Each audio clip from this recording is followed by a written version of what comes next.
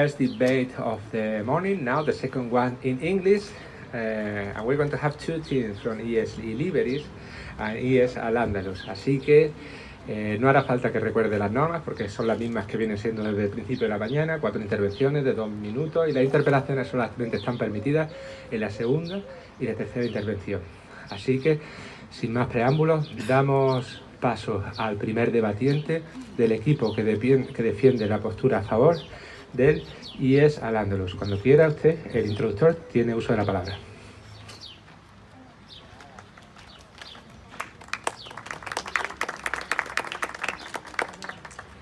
On July the 25th, 1665, a 5-year-old boy was found dead in his home. This was the first case of bubonic plague. Almost at once, the townspeople raced to isolate themselves in the countryside. While one of the Trinity College students was quarantined in a farm, he invented calculus, the science of motion, and unravel gravity. He developed his creativity due to be alone in a crisis. He was Isaac Newton. Good morning, ladies and gentlemen. Welcome to this debate. Today, I'm going to introduce my team, IES Al-Ándalus, and the first refuter is Alejandro. He will argument about consequences of not preventing. Second refuter, Teresa, will give evidence about how convenient it is to put preventions. And the conclusion, Juanmi, will summarize the team's argument and leave you in no doubt. Imagine a world without rules. What if we could do anything we wanted and our laws were suddenly gone? Would it be freedom? Firstly, the definition of freedom is the state of not being enslaved. And the Constitution is obviously against slavery. So the Constitution wouldn't disable the Articles 18 to 21, 28 and 37 with the Article 55 if it wasn't for a better reason. Those articles that are disabled are the ones such as free circulation, freedom of going on strike, or something like that. The Article 55 disabled them of a because of a political or medical issue. Not to lose our freedom, but to using it responsibly. That's why we wholeheartedly believe with prevention. Thank you.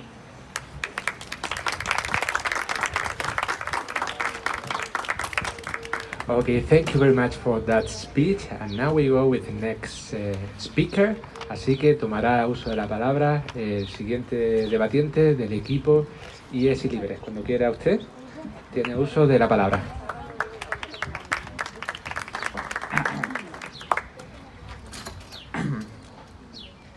Good evening, I'm Ivan, and this is my peers, Irene, Manuel, and Maria. And we are here to defend the against position. It's an honor being part in this debate.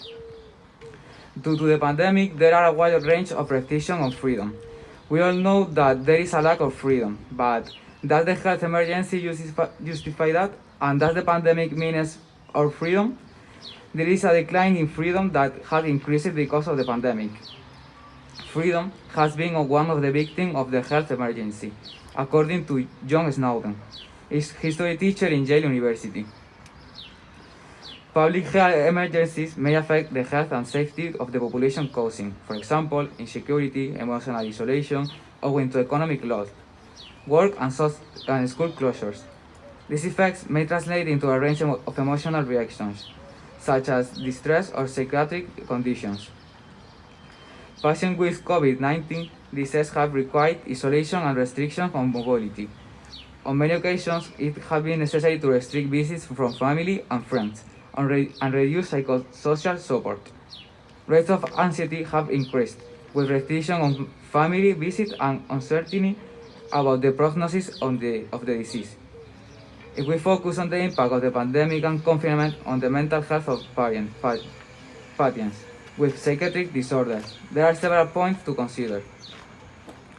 First, there is some fear of becoming infected with COVID, and a potentially stressful condition that modulate the psychopathological characteristics of different psychiatric disorders. Given the risk of contagion, the recommendation for hand washing and avoiding physical contact for patients with obsessive-compulsive disorder may get worse symptoms, particularly in obsessive ideas of contamination. It has been hypothesized that a wave of mental pathology associated with risk factor for the pandemic will arrive: social isolation, loss of employment, economic and health problems, gender violence, work-related trauma, and grief, the pandemic on mental health. A recent study of the impact of COVID-19 on the children and teenagers reports the convenience of evaluating anxiety and depressive symptoms in the group, as you can see in this graphic. Thank you very much.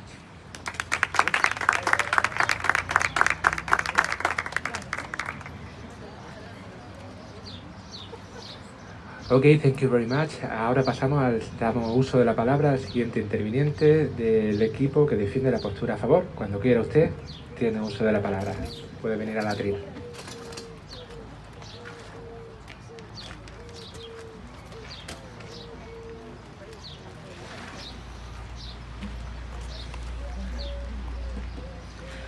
Good day, ladies and gentlemen. My name's Alex, and I will be the first refuter. And firstly, I would like to point out that my team and I believe that the measurements taken by the government are good enough. And in our opinion, our freedom, or some of our freedom, is a price to pay, which is very fair as to what rewards we'll get in the future. If you look at this graphic, it shows the mortality rate in Spain during the first, second, third, and current wave.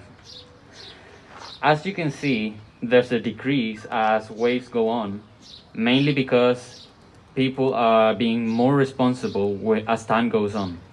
This means that set measurements taken by the government are working.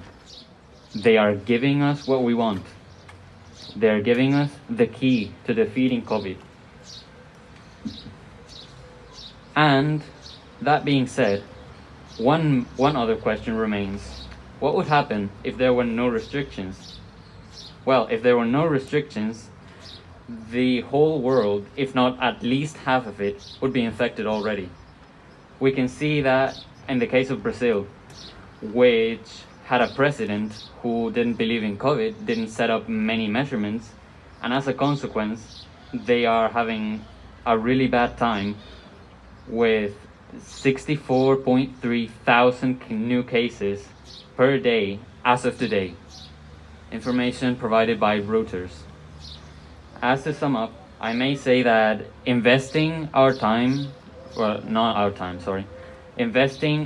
some of our freedom to fight COVID is a great investment which will pay dividends as we defeat the pandemic. This was my argument. Thank you for listening.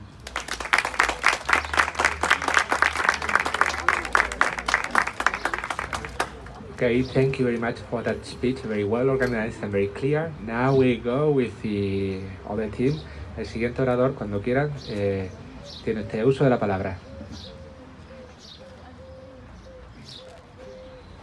Well, good morning, everyone. My name is Maria, and I'm here to be opposed what we are debating. First of all, I would like to state that we are all living a very difficult situation, and throughout history, we have set up some bases that we understand as necessary and acceptable. We understand it in a triangle in which vertices we have health, freedom, and economy. We've seen that nowadays, government have imposed health and economy over freedom. But I want to ask, is this something possible? Can the current ruling take off one of our more valuable rights? Well, we are supposed to live in a democracy and nobody has even asked for our opinion. We just have to follow rules that they've set up, and maybe we don't believe in, they just want us to be healthy, but they are not taking into account what health involves.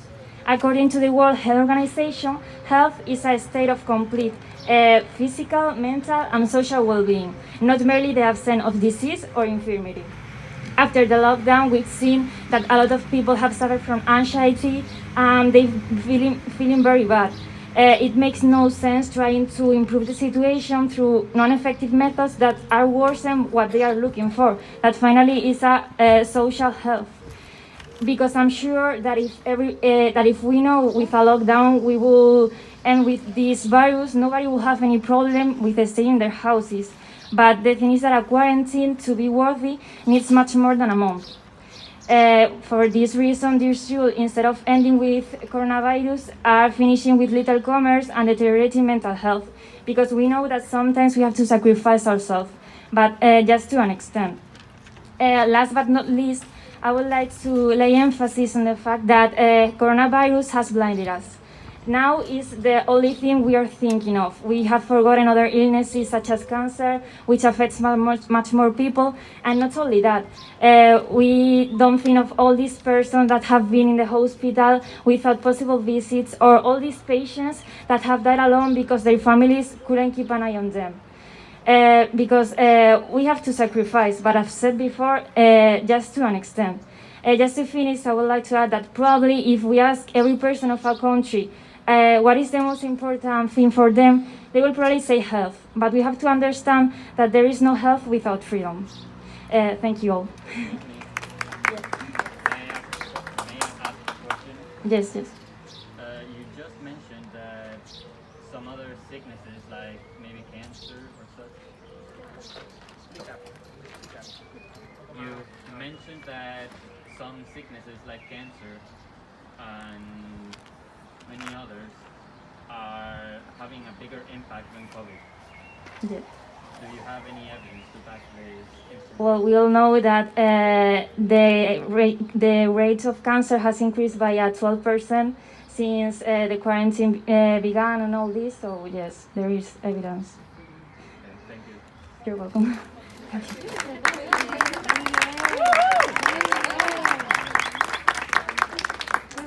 Okay, thank you very much for that speech. Well organized and very rich. Así que ahora pasamos al siguiente interviniente. Sí, les recuerdo que pueden seguir haciendo uso de ese derecho de tomar la palabra. Pidan paso como han hecho al orador y les ruego que sí, que se pongan de pie y hablen con firmeza y altura para que pueda escucharlo también el tribunal y el otro equipo. No tengan miedo. Así que ahora damos paso al siguiente interviniente. Al siguiente interviniente. Cuando quiera usted, tiene uso de la palabra.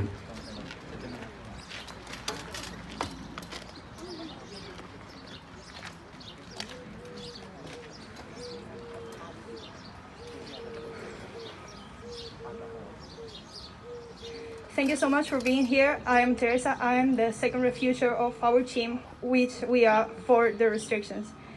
I'm here today to explain how restrictions work and show evidence that they really work. I've got some data from here from the Spanish official health ministry, which are the deaths from every single wave that we've had. But I want to explain them in detail. March 2020, we were in a pandemic, everybody was confined in their houses and we were not allowed to go outside. But then, due to those restrictions, we had 45,000 deaths though, just at the beginning of the pandemic. Restrictions worked and in the infection rate, it decreased. So suddenly we believed that there wasn't any coronavirus anymore. So in summer, we went outside, and then due to restrictions don't working, we had the second wave with more than 26,000 deaths, just because restrictions weren't in summer. Restrictions came, infection rate decreased, and the situation was calm again. But then for the sake of Christmas, we stopped restrictions again, and we went outside. What caused that? It caused 11,000 deaths because of Christmas, because of not having restrictions in Christmas. Because there were some people that decided that they wanted to go party. There were some people that decided to meet a lot of people without face masks or without any restrictions. They blame that they want to live, but I want to really ask you a question. When you are in a coma because you got COVID and you are with a ventilator and not knowing where you're going to wake up, you had COVID, some of your relatives have died. You really want to live? Do we want to live a life if there's no any live to life? Thank you so much for hearing.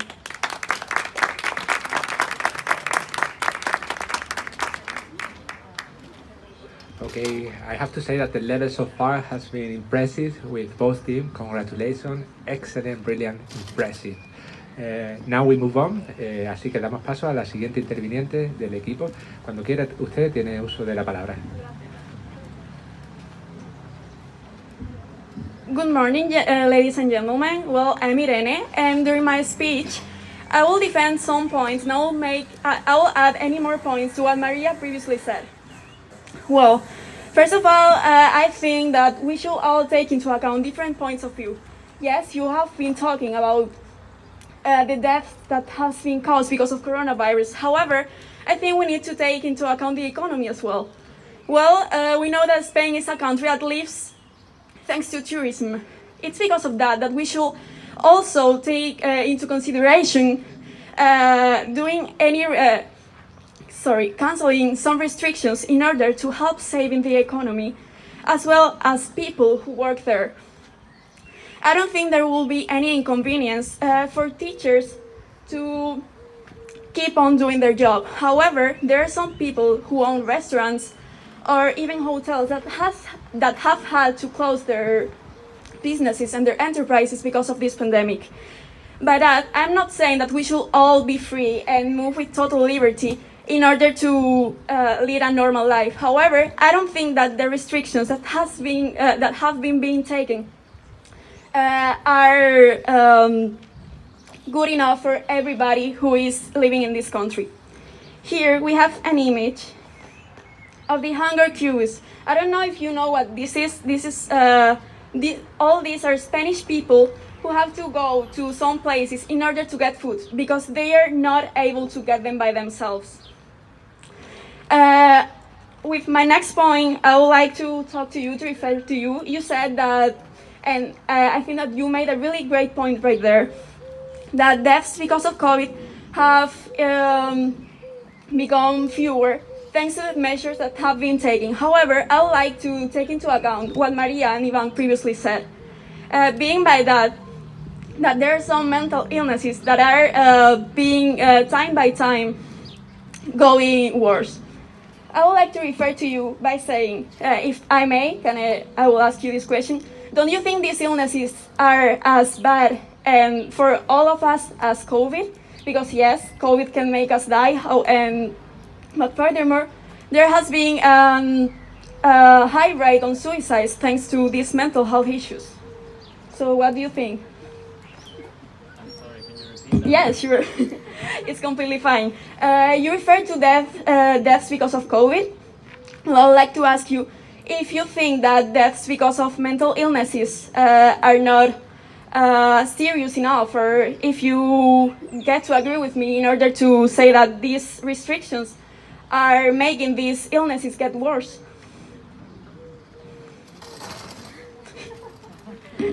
Well, I do agree that some of these restrictions are a slight bit absurd and do contribute to mental illnesses increasing.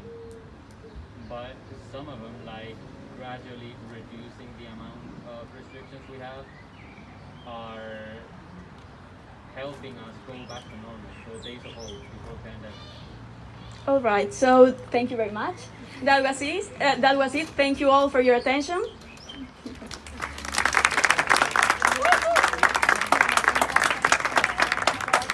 Okay, this has been impressive. Thank you very much, because we can see a real debate here. It's been wonderful to see how you listen your opponent and how you start your speech from everything they've said. So congratulations, because this is a real debate. Okay, we move on again and seguimos con el siguiente debatiente. Ahora pasamos al conclusor del IES Al-Ándalus. Cuando quiera usted, tiene uso del turno de palabra.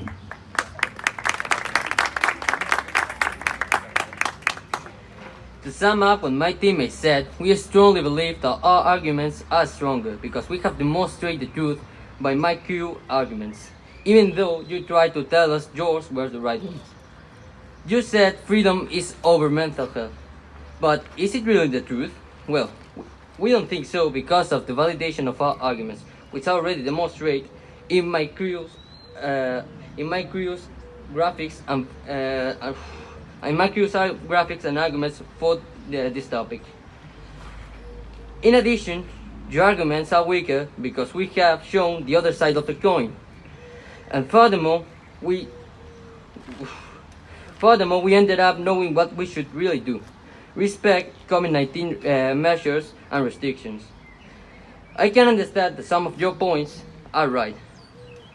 Ours are more precise though.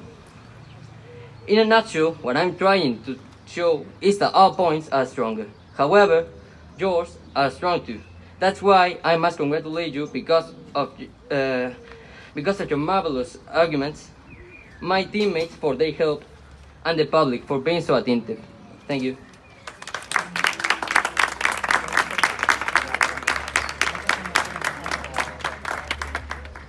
Okay, thank you very much. And now we're going to finish with the last speaker. Whenever you are ready, cuando quiera, toma el uso de la palabra el conclusor del IES Illíberis.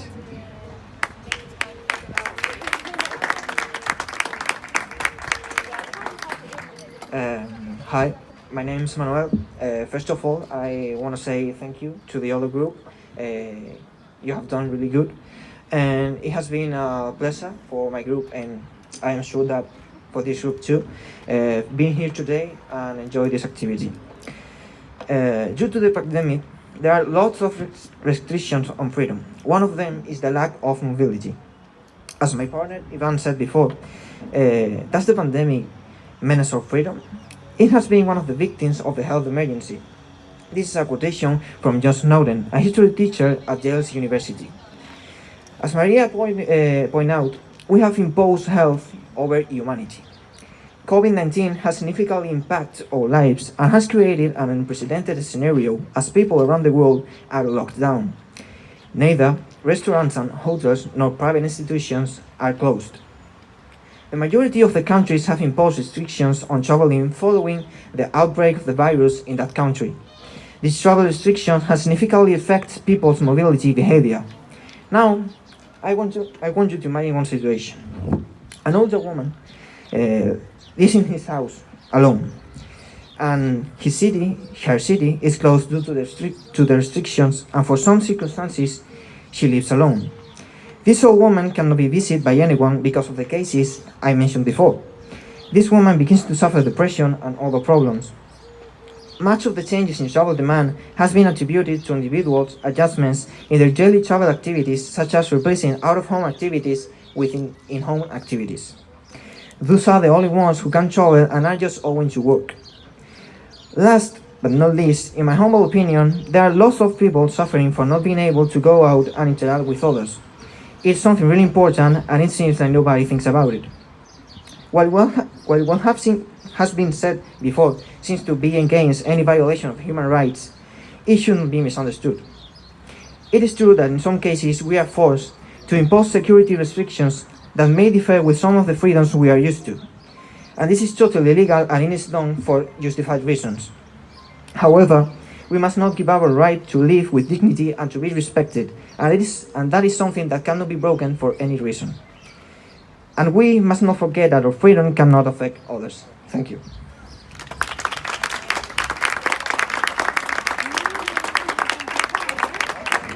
Muchas gracias por esta última intervención. No me querría meter en la labor del tribunal, pero realmente ha sido impresionante este debate. Tengo la piel de gallina. Felicidades. Seguro que el tribunal tiene ahora muchas cosas buenas que decir y por eso tenemos que dejarle unos minutillos para que deliberen.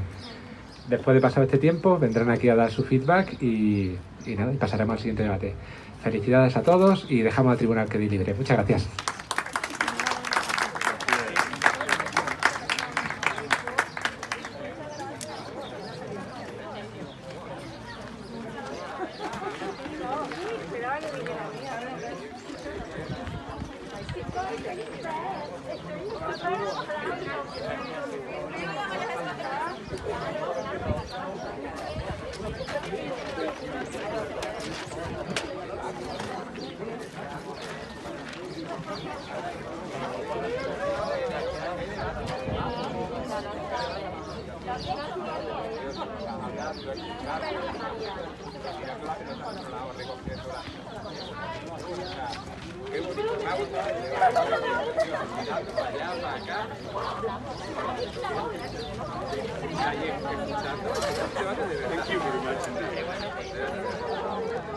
Esta cosa pasa. Si no la tuvieran, no funcionaría.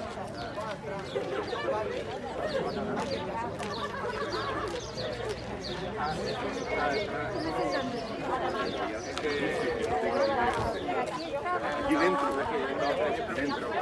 Vale, gracias. Pero la clave está en que ha sido constante de verdad. O sea, han escuchado y han respetado, que es lo difícil.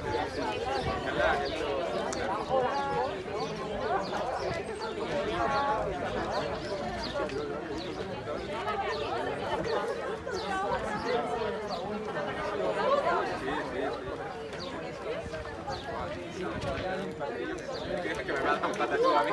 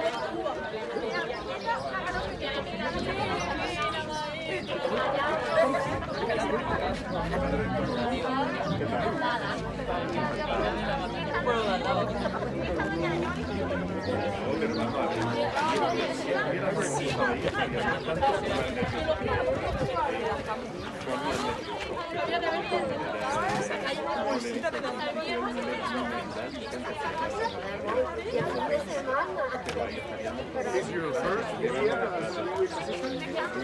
so you are going to continue here?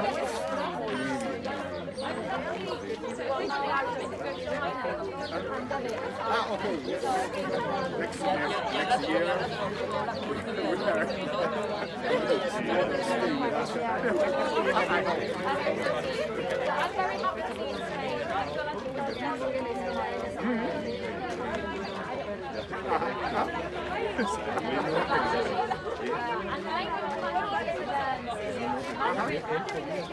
Oh, maybe I know. It's not sure that Spanish is easier. Porque se puede sacar muchas mejor.